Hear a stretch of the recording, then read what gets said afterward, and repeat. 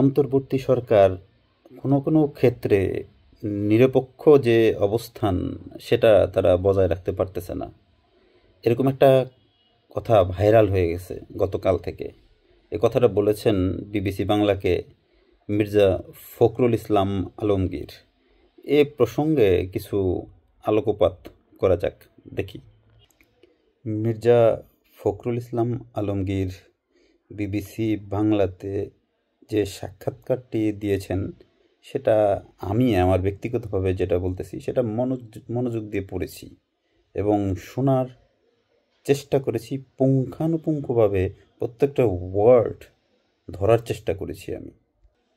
মির্জা ফখরুল ইসলাম আলমগীর সেই ভিডিওতে একবারের জন্যও কিন্তু বলেননি বর্তমানে যে সরকারটি আছে বা অন্তর্বর্তীকালীন যে সরকার, সেই সরকারের ওপর উনি আস্থা রাখতে পারছে না।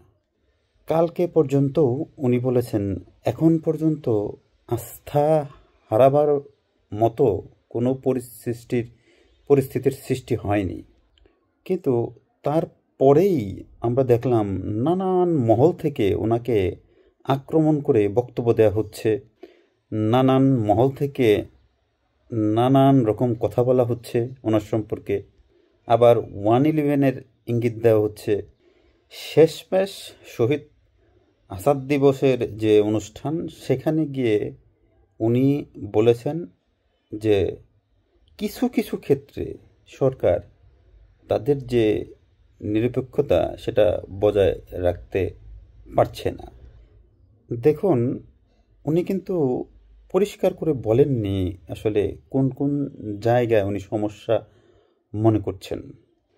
আমি আমার যে ক্ষুদ্র জ্ঞান, ক্ষুদ্র দৃষ্টিকোণ, সেখান থেকে যদি আমি দেখার চেষ্টা করি, এখনও আমরা দেখতে পাচ্ছি সরকারের 3জন যে উপদেষ্টা অত্যন্ত ইনফ্লুয়েন্সিয়াল উপদেষ্টা, যাদের একজনকে সরকার মাস্টার মাইন্ড মনে করছে, ব্রেন বিহাইন্ড দি মুভমেন্ট মনে করছে এবং বলছেন সরকারের কোনো XYZ উপদেষ্টা নন, প্রধান উপদেষ্টা।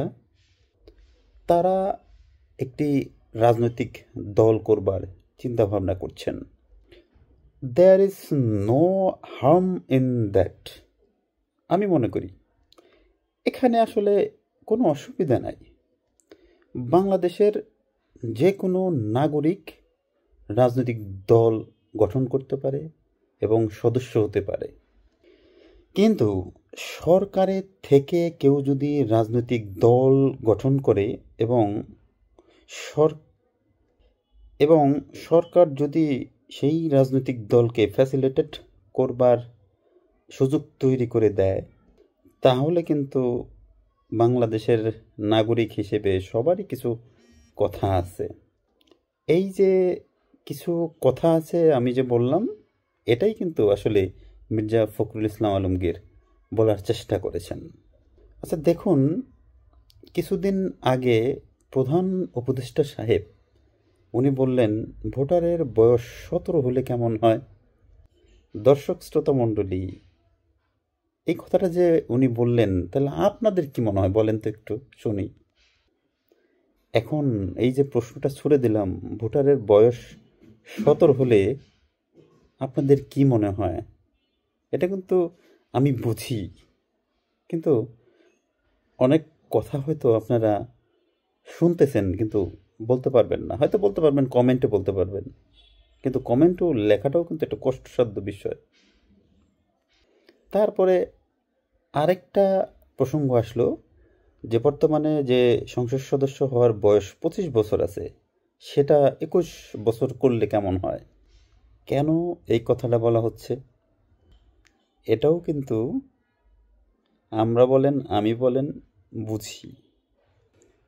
এই যে এই কানেক্টিং ডটগুলো যদি আমরা একটু ভালোভাবে বুঝবার চেষ্টা করি, তাহলে যে সত্যটা সামনে আসে ওটা আসলে কারো জন্যই সুখকর নয় এবং সামগ্রিকভাবে দেশের জন্য মঙ্গল নয়।